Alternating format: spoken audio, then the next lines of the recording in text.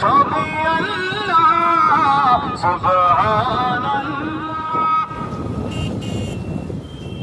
আপনারা তো সব নিতে এসেছেন।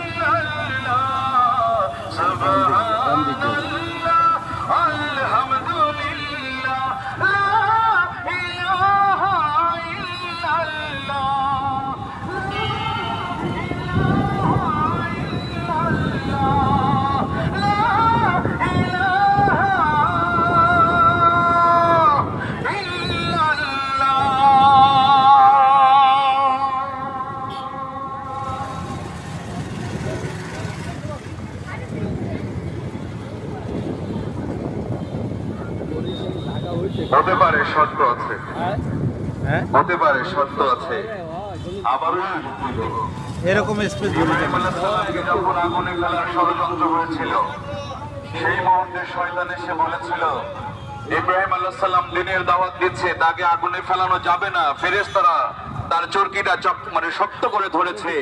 শয়তান এসে বলেছিল